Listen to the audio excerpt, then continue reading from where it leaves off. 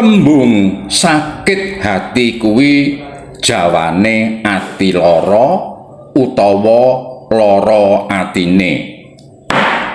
Jeneng lara kuwi merga jalaran diserang penyakit, kena virus, kena kuman saengga ati mau ora kuwawa, ora kuat, ora mampu mancarake sinar, ora kuwawa mancarake cahya, ora kuwawa mancarake nur ilahi.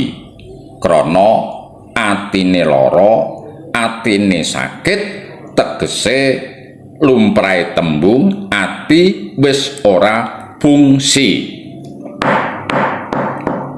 Mula dongane kabeh manungsa urip mau kang digayuh aja nganti nduweni ati lara utawa sakit ati.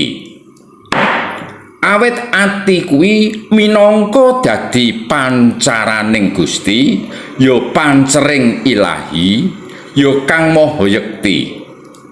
Mula akeh kang padha ngarani Gusti kuwi ngerti marang sadurunging dumadi, ngerti sadurunge winarah.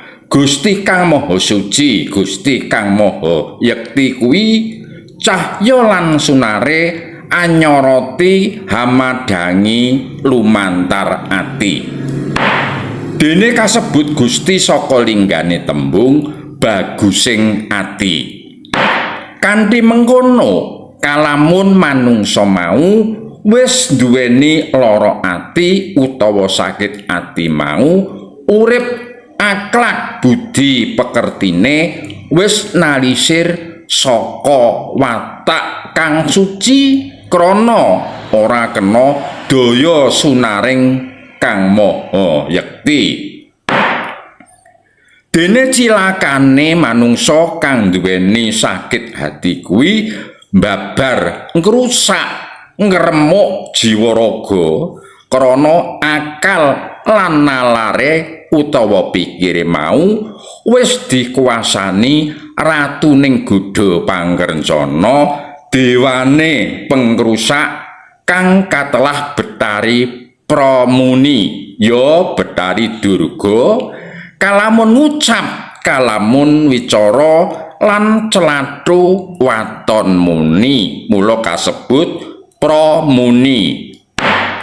Dene kabeh tembung mau yen dianggep bener ya ditindakake, kalamun dianggep luput ya becik ditinggalake.